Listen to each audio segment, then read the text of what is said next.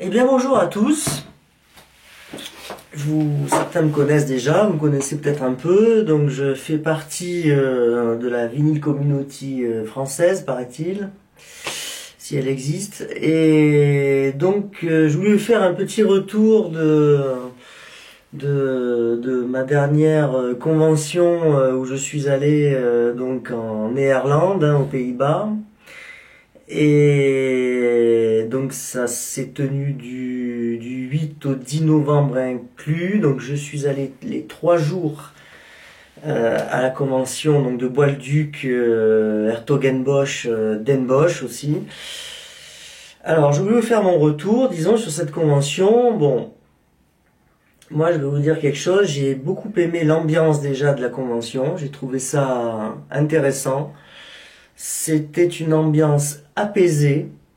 Alors, moi qui ai fait quand même en 25 ans avant l'an 2000, hein, j'avais commencé dans les années 97 à peu près, 97, 98, j'avais commencé les conventions à ces moments-là. Donc j'avais fait que des conventions en France, évidemment, beaucoup à Paris. Et alors, ça tranche de l'ambiance qu'il y a en France. Déjà, je n'ai vu aucune aucun accrochage, on va dire, aucune bagarre autour des bacs, des disques, etc. J'ai toujours trouvé des gens fair play, voilà, ça c'est la première chose que je tenais à dire. Alors, la convention en elle-même, en taille, elle est très grande, puisqu'elle comporterait 700 marchands. Alors, même si on fait un calcul à très très bas niveau, on arriverait à un minimum 2 millions de disques vinyles en vente. Alors il y a aussi du CD d'ailleurs, il faut le dire. Il y avait même un marchand qui avait du 78 tours, mais bon malheureusement, c'était pas pour moi. Et donc voilà, très bonne ambiance, grande surface, beaucoup de marchands. Les allées sont d'un grand écartement, donc on ne se marche pas dessus. Les nationalités sont très nombreuses représentées. Il y en a même du continent américain, donc il y a du Mexique, du Brésil, etc. Bon, il y a beaucoup de nationalités européennes. Alors, évidemment, les plus nombreuses sont les Néerlandais, ce qui est tout à fait logique, et les Allemands. Après, vous avez des Français, vous avez des Britanniques, hein, donc qui ont fait ce déplacement malgré les embrouilles avec le blocus qui est fait contre nos amis britanniques depuis qu'ils ont fui l'Union, l'UERSS, n'est-ce pas? Bon, l'Union européenne, voilà, totalitaire. Et donc j'ai des Danois, des Suédois, quelques Autrichiens, enfin bon, Afrique du Sud, je crois, des Belges évidemment. J'ai jamais oublié nos amis belges. Ouais, et puis peut-être encore des nationalités. Alors je crois que j'ai vu un stand de Finlande. J'ai pas trop vu de Norvège d'ailleurs. J'étais un peu étonné. Il me semble que j'ai vu la Finlande, mais pas la Norvège. Bon, après, il y en avait tellement que des fois il y a des choses qui peuvent nous échapper. Mais en tout cas, voilà. Bonne ambiance. Comme je le disais aussi, donc les allées sont très bien taillées, confortables. Vous avez beaucoup de WC, de toilettes. Qui sont maintenus propres tout au long des 3 journées. Vous avez du personnel qui vient, qui nettoie régulièrement. Ça, c'est quand même important de le souligner. Les locaux sont très accessibles aux PMR, donc aux handicapés moteurs. Il y avait même des gens qui étaient en fauteuil roulant, donc qui pouvaient circuler partout. Vu que tout a été construit intelligemment et de plein pied, là, ça a été pensé, on voit ces halles là, ces grandes halles ont été, vraiment, ça a été pensé intelligemment, ça nous change. Ensuite, je voudrais dire aussi que, bon, évidemment, on s'est retrouvé à quelques collègues de la VCF, et bon, on a été au bar, dans les restaurants, bon, on s'est trimballé un peu dans la ville, etc. Et je peux dire qu'il n'y a eu, déjà, il ne nous est jamais arrivé aucune embrouille, aucun événement fâcheux ou je sais pas quoi. Bonne ambiance. Voilà, ça change de la France, hein, il faut dire clair et net. où en France, tu sais pas quelle embrouille va te tomber dessus dès que tu vas dans la rue, tu vois, ou n'importe où. Là, pas du tout, pas de problème, les gens sympas, même les petits supermarchés, les petits, enfin, tout le parking, je vous dis, les bars, les restaurants dans la rue, aucun problème. À l'hôtel aussi, bien reçu à l'hôtel. Bon, moi, j'avais pris l'hôtel Campanile, hein, bon, c'est pas le truc tip top, mais je l'avais pris, j'avais pas payé trop cher parce que j'avais réservé, je crois 2 mois à l'avance, hein, quand j'avais pris ma décision, parce que finalement, j'ai pris ma décision. Alors c'était un peu grâce ou à cause de Stanty et de Romuald, hein, de French Vinyl Addict. Je me suis dit, après tout, ils y vont. Bon, et puis il y a quelques autres aussi qui y vont. Il y a Francis Cochet qui était là, et son filleul. Bon, donc ça a été un peu l'occasion de se voir aussi en vrai. Et donc voilà, je peux dire qu'il n'y a aucune embrouille, aucun sentiment anti-français, parce que vous savez, on raconte par rapport au vieux contentieux napoléonien, qu'il y a toujours voilà, des animosités entre les Français et les Bataves. Bon, tout ça c'est du pipeau. D'ailleurs, il y a plein de Néerlandais qui viennent en vacances par chez moi, parce que là je suis plus à Paris, vous voyez le soleil. Je me suis tiré hier de Paris. Déjà, j'étais pas très content de quitter la Néerlande dimanche soir. Je serais bien resté 2-3 jours de plus pour l'ambiance. Voilà, hein, je vous le dis franchement. Voilà, ambiance détendue. Ça faisait longtemps que j'avais plus ressenti cette quiétude. Hein, je vous le dis franchement. Et donc, c'était vraiment très bien. Bon, après les marchands, vous savez, il y a tous les styles, il y a tous les prix. Alors, quand on fait de la variété, hein, de la chanson française, ou bon, c'est pas trop, c'est vrai que c'est pas trop le lieu pour, il faut dire, parce que ce sont pas trop ce style de musique que les gens amènent.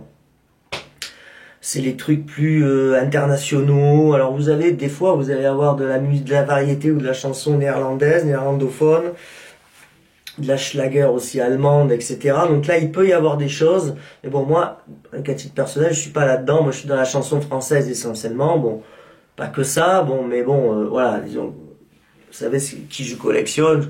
Je collectionne Tino Rossi. Bon. D'ailleurs, moi, ce qui est marrant, c'est que je n'ai acheté des disques. J'ai acheté que 5 disques en tout, hein, à des Allemands, et aussi un peu du matériel d'emballage, des pochettes, à un Allemand aussi. Donc moi j'ai acheté qu'à des Allemands en fait. C'est assez marrant. Et, des marchands affichés Germanie. Et bon, voilà, j'ai profité. Je suis tombé sur des disques que bon, sans les chercher, je savais que le jour où je tomberais dessus, je les prendrais quoi. Bon. Et donc voilà, des trucs trucs de boîte de nuit de l'époque, ou de la chanson. J'ai acheté un 45 tours belge aussi de Jimmy Frey. Bon, enfin, c'est des trucs qui ont mon âge, hein, donc bon, beaucoup de gens ne connaissent pas.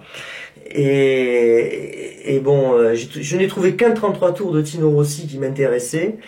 C'est un 33 tours japonais, comme ça je l'ai déjà dit. Alors je le possédais déjà ce 33 tours, d'ailleurs il était en parfait état aussi. Par contre, il avait un hobby différent.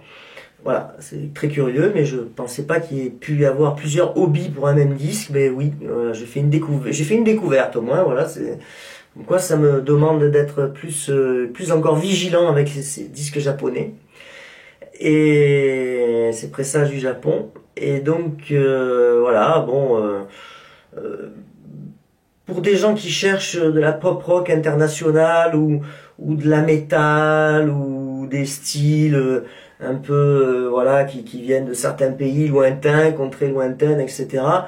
Je pense que c'est le lieu pour y aller, pour trouver, et pour après aussi, si on aime l'ambiance. Moi je vous dirais, même si je n'ai pas trouvé beaucoup de choses pour moi, je dois reconnaître qu'en novembre prochain, j'aimerais bien y retourner. Voilà.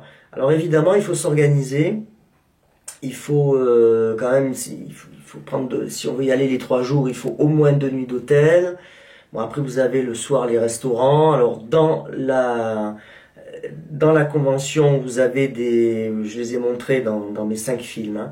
Vous avez des buvettes, mini resto. Bon, Voilà, alors comme je le dis, c'est pas de la grande nourriture, c'est une espèce de fast-food quoi, si on veut, bon avec des trucs un peu,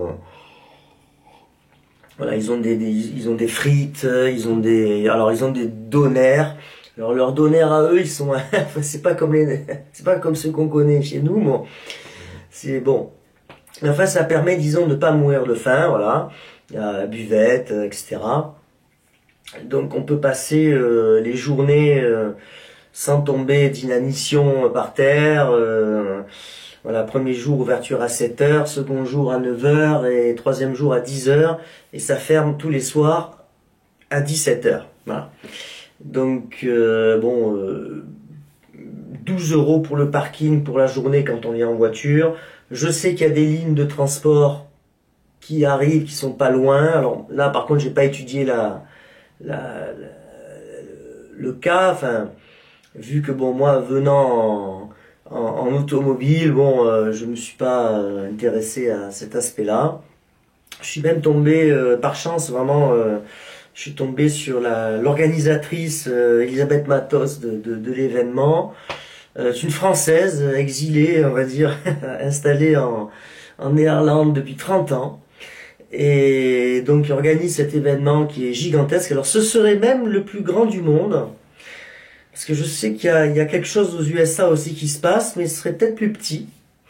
Donc, d'après ce que j'ai vu dernièrement. Alors bon, après, à vérifier, hein, on ne sait pas.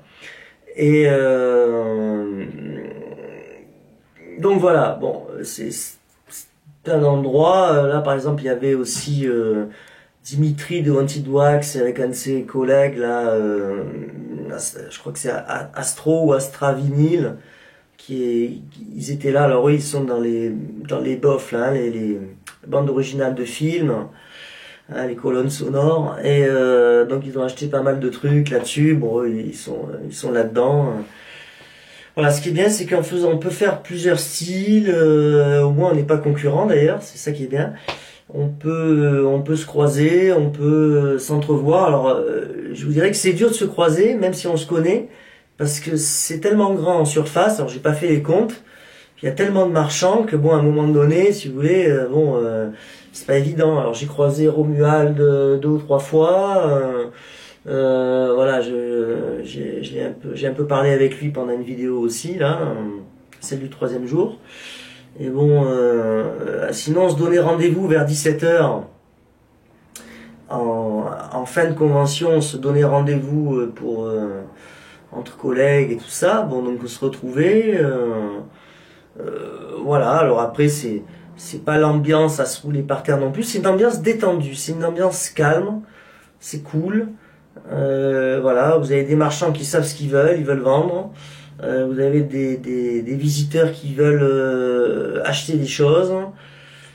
Donc après, bon, ben, voilà, il y a des prix affichés. Alors il peut y avoir il y a des personnes qui marchandent, notamment le dernier jour. Bon, hein, c'est la grande journée. Bon, c'est une banalité ce que je dis, mais voilà, au dernier moment, les toutes dernières négociations, quoi. Voilà. Et donc, alors je ne dis pas que je vais revenir en 2025 à Den Bosch, mais peut-être, on verra. On verra d'ici septembre 2025 où nous en serons tous financièrement, où la France en sera, si on peut se le permettre d'y aller, etc. Bon, nous verrons bien. Et puis bon, je crois que j'ai fait le tour du sujet. C'est une foire qui, dans son organisation, donc parce qu'il y a une grande organisation, c'est très très bien organisé. Tout a été pensé. Voilà, c'est ça qui est bien, c'est que tout a été pensé pour recevoir convenablement les invités. Hein. Bon, alors je tiens à préciser que je suis pas payé pour faire ce film et dire ce que j'ai à dire, hein, parce que si ça avait été médiocre, je me serais pas gêné pour le dire non plus. Non, non, au contraire, tout est très bien organisé, c'est bien fait. Bon, il y avait même une vente aux enchères. Alors là, bon, il y a des choses moi, je sais pas, j'ai pas assisté à toute la vente aux enchères, mais j'ai vu des choses monter à 4 600 €. Alors il s'agissait de test pressing, de jazz, euh, probablement inédit. Enfin bon, j'ai pas tout compris hein, quand il parlait. Bon, et bon, donc voilà, il y avait ça qui était intéressant qui peut être intéressant pour des, des, des grands spécialistes sur certains sujets et qui ont des moyens, parce que là il faut avoir des moyens hein, financiers, voilà, adéquats. Et bon, mais ce qui est bien, c'est que là-bas il y en a pour toutes les bourses. Vous avez des trucs, bon, il y a des disques au départ ils étaient à 7 €, 5 €. Il y a les marchands, ils ont terminé, ils ont mis leur bac à 1 €. Bon, il y en a qui faisaient pas de solde aussi. J'ai vu des choses où il y avait très peu de solde, ou alors vous mettez un 20%. Bon, voilà. Alors après, c'est toujours pareil. Dans quel état c'est? Est-ce que c'est des choses vraiment rares et que donc ils ne souhaitent pas faire de prix massacrés? On peut le comprendre aussi, parce je veux dire, à un moment donné, il faut qu'ils mangent aussi. Bon, alors ensuite, il y a eu quelques bouts de morceaux de bac par terre qui étaient à donner. Bon, moi, j'ai regardé un petit peu, mais il y avait rien. Bon, pour moi, il y avait rien et j'allais pas embarquer ça parce que c'était gratuit. Bon, voilà, ça aurait été d'autres trucs, peut-être j'aurais pris, mais bon, moi, ça m'intéressait pas, c'était pas pour moi. Bon, donc je laisse ça à ceux qui sont intéressés. Et puis, ben écoutez, voilà, c'est dommage que ça n'ait duré que 3 jours. Je me dis, j'aurais bien fait au moins un quatrième jour, bon. Mais bon, vous savez qu'en 3 jours, j'avais fait le tour. D'ailleurs, le dernier jour, le troisième jour, je n'ai rien acheté, moi, à titre personnel. Bon. Donc, bon, mais je suis pas non plus un gros acheteur boulimique. Alors, il y a des collectionneurs, il faut qu'ils achètent. Voilà, c'est comme un besoin pour eux d'acheter. Bon, ça fait tourner le commerce, c'est déjà bien. Bon, après, il faut trier. Bon, moi, personnellement, je suis pas comme ça. Bon, c'est pas mon truc. Alors, il y a aussi des marchands aussi qui venaient. Hein, ça, je vous l'avais expliqué. Il y a des marchands qui venaient avec un diable. Ils achetaient en masse. D'ailleurs, ils allaient acheter aussi des grosses boîtes d'emballage, vous savez, pour mettre les 33 tours en plastique. Là, il y avait un marchand qui en était farci.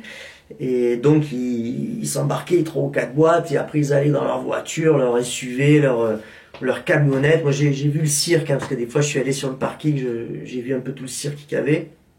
Donc, vous avez des marchands de toute l'Europe qui viennent s'approvisionner dans certains styles, parce que dans leur bled à eux, ils ont, je suppose, hein, ils ont la clientèle pour, et donc du coup, ils font l'intermédiaire entre Hertogenbosch et puis leur clientèle. Voilà, et puis après, écoutez, je suis rentré dimanche soir, j'ai réglé 2 affaires qui concernait Tino Rossi. Voilà, j'ai réglé une affaire de 45 tours le mardi, et mercredi, donc hier, je suis allé voir aussi une collection de 78 tours qui concernait Tino, enfin la partie qui concernait Tino. Malheureusement, les disques c'était des déchets. Pour moi, c'est des disques qui sont bons à la destruction, donc je n'ai rien acheté. Voilà, moi je suis allé vérifier, et puis finalement hier, après cette inspection donc en Seine-Saint-Denis, la voiture étant presque chargée, j'ai achevé tout ça, et puis je me suis transporté en Provence, donc à Salon, où d'ailleurs il va y avoir une convention le 1er décembre à Salon. Alors je vais y aller, je crois qu'il y a Joseph Isola qui doit y aller aussi. Peut-être qu'on se verra, ça dépend s'il vient le matin, ou enfin bon, en général je pense y aller le matin plutôt que l'après-midi. Bon. Et puis il y a aussi je crois qu'il y a c'est ce samedi, il y a un énorme marché aux puces à Carpentras. Alors je connais cette ville parce que j'ai inspecté les centraux téléphoniques, le double central téléphonique de cette ville je crois que c'est cette année ou l'an dernier. Et donc je vais aller, il y a un énorme marché aux puces, je crois que c'est 2 fois par an. Donc je vais y aller, il peut y avoir des disques aussi, on ne sait pas. Donc je vais me pointer, si tout va bien, samedi 16 novembre. Je vais aller voir ça. Et puis, bah écoutez, on verra. Ça va me changer un peu les idées parce que j'ai eu une année professionnelle très chargée. Parce que j'ai bien voulu aussi. Bon, je voulais faire beaucoup de choses. Et je n'ai pas tellement rentré finalement de choses sur Tino. J'ai rentré une seule collection. Après, j'ai eu un petit lot de 78 tours aussi où il y avait des raretés dedans. En Bretagne, j'avais eu ça. Plus après un disque par-ci, un disque par-là. Mais c'est vrai que ça n'aura pas été une année où il y a eu certaines années où j'ai rentré 3 ou 4 collections. Chaque fois, tu remplis la voiture, etc. Non, c'est pas une année comme ça, 2024. C'est une année de modération parce que c'est tombé comme ça. Et bon, donc du coup, ce que je conseille aux gens qui arrivent à contrôler leur boulimie de disques, c'est quand ils ne trouvent pas de disques, ce n'est pas de se forcer à acheter, à dépenser des disques, même si ça leur plaît pas tout à fait. Moi, je leur conseillerais, c'était vraiment un conseil personnel que je donne, hein, bon, c'est de faire des cagnottes, voilà, d'avoir une cagnotte en liquide. Et comme ça, le jour où ils ont vraiment la bonne occasion, la bonne opportunité, une bonne foire au disque où il va y avoir des choses super pour eux, ou le rachat d'une collection, ou alors d'une vente aux enchères, parce qu'il faut penser aussi aux ventes aux enchères. Il y a des ventes aux enchères qui se déroulent en France régulièrement. C'est un peu cher d'ailleurs. Mais bon, des fois, il peut y avoir des disques ou des documents, certains types de documents ou de disques, on ne sait pas trop pourquoi, on va les trouver qu'en vente aux enchères. En vente aux enchères publiques, je parle, hein, je parle pas des eBay et tout ça, bon. Et donc, moi je dis aux gens, n'excluez aucun canal d'approvisionnement. Ça peut être par votre réseau de connaissances, comme c'est le cas, ça peut être par le Bon Coin, ça peut être par eBay, ça peut être par les ventes aux enchères type interenchères au marteau, ça peut être les conventions de disques, voilà, ça peut être par les contacts, les rachats directs entre particuliers. Bon, j'en oublie sans doute hein, des moyens quoi comme ça. Donc bon. Voilà, il faut diversifier, voilà, pour arriver à compléter une collection de n'importe quel style qu'elle soit. Il faut diversifier ses sources d'approvisionnement. Il y a les ressourceries aussi. Bon, c'est vrai que moi j'y vais plus dans les ressourceries, ça m'a un peu gavé. En plus, ça a beaucoup augmenté, ça devient digne chez les professionnels. Bon, je dis pas qu'un jour j'y retournerai pas. Vous savez, quand je vois des fois Dish aussi, Dish 007 qui ramasse des trucs dans les ressourceries, Yann Hogarth aussi, bon, oui, pourquoi pas un jour y retourner. J'en ai fait une quinzaine d'années, bon, puis j'ai arrêté. Après, ça m'a un peu gonflé les ressourceries, bon. Et là, bon, je me dis après tout, voilà, je me suis dit quand même une telle convention, de toute manière, moi déjà je conseille à tous les collectionneurs de disques, je conseille de faire au moins une fois dans leur vie. Voilà. Faites une fois dans votre vie pour voir ça, pour dire j'y suis allé. Donc moi j'ai filmé, vous avez les films disponibles sur YouTube. J'ai essayé de vous montrer, vous restituer avec le mieux que j'ai pu faire, hein, bon, la taille, le gigantisme, l'énormité du truc. Mais comme je vous le dis, tout est très bien organisé, c'est bien proportionné, on n'est pas comme des sardines les uns entassés sur les autres, hein, pas de bagarre, les gens sont très fair play, vraiment, je suis allé dans tous les coins où il y avait un peu tous les styles, etc.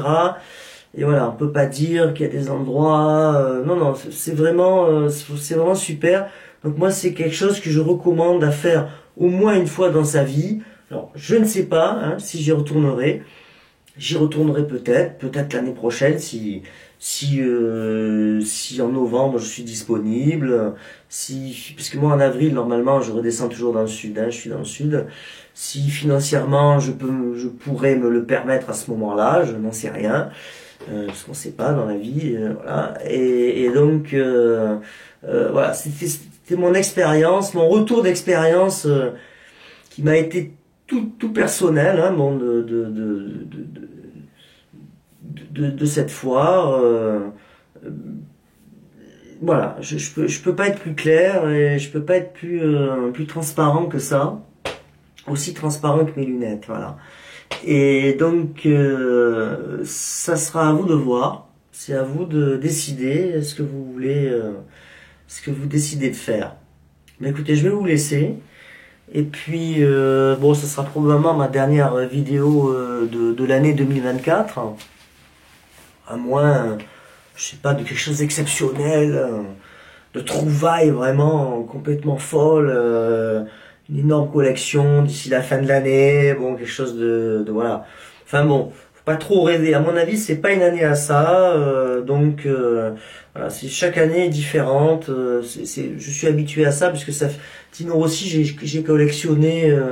J'ai commencé à collectionner depuis l'année 2001, donc ça fait quand même 23-24 ans, bon, voilà, donc je suis habitué à, il y a des années plus ou moins creuses en quantité, pas forcément en qualité, parce que c'est pas forcément la quantité qui compte, c'est ce qu'on va trouver de rare, qu'on cherche, en parfait état si possible, c'est tout ça qui compte, voilà, c'est tout ça qui compte. Eh bien à vous, je vous dis à une prochaine fois, et puis que le meilleur gagne.